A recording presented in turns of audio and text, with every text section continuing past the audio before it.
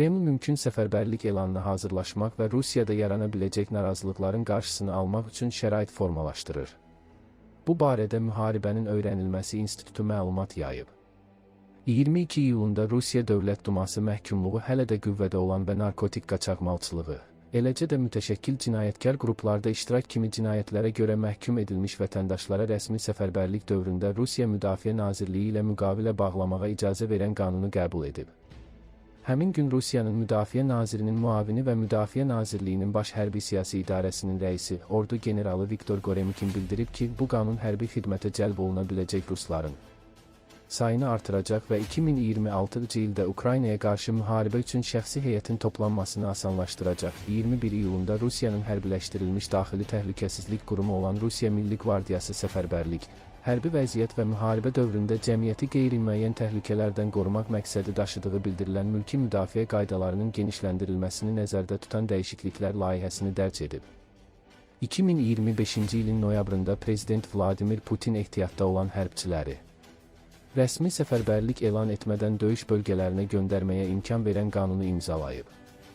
Müharibənin öyrənilməsi institutunun analitikləri hələ o vaxt qiymətləndirirdilər ki, Kreml bu qanundan ehtiyatda olanların mərhələli və qismən səfərbər edilməsi üçün istifadə edəcək. İnstitutun qiymətləndirməsinə görə, Kreml Rusiyada rəsmi səfərbərlik elan etmək və hətta ölkə daxilində hərbi vəziyyət tətbiq etmək üçün hüquqi və inzibati zəmin hazırlayır.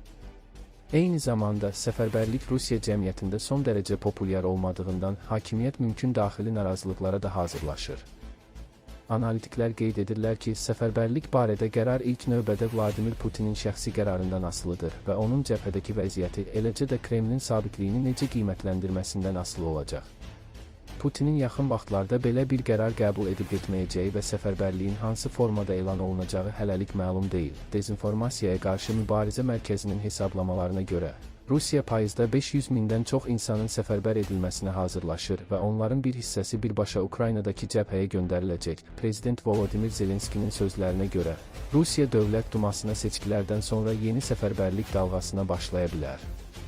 Bu, hakimiyyətə müqaviləli hərbçilərə böyük məbləğdə ödənişlər etməkdən yayınmağa imkan verəcək. Ukrayna Müdafiə Nazirliyinin Baş Kəşfiyyat İdarəsi də Rusiyanın müharibəni davam etdirmək məqsədilə ümumi səfərbərliyə gizli şəkildə hazırlaşdığını, lakin cəmiyyətdə narazılıq yaratmamaq üçün bunu açıq şəkildə dilə gətirmədiyini bildirib. Bundan əlavə məlumat verilib ki, Rusiyanın müxtəlif bölgələrinin hakimiyyət orqanları sahibkarlardan Ukraynaya qarşı müharibəyə göndərilmək üçün insanlar təqdim etməyi tələb edirlər.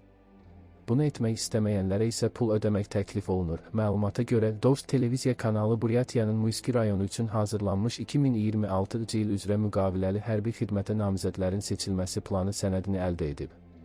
Telekanal sənədi Respublika rəhbərliyinə yaxın mənbədən alıb. Mənbə bildirib ki, eyni sistem Rusiyanın bütün bölgələrində tətbiq olunur. Sənəddə hər bir müəssisədə neçə nəfərin işlədiyi, onlardan neçə nəfərinin 20-60 yaş arası kişi olduğu və həmin şəxslərdən neçəsinin Ukraynaya qarşı müharibəyə göndərilməli olduğu göstərilib. Mənbənin sözlərinə görə sistem belə işləyir.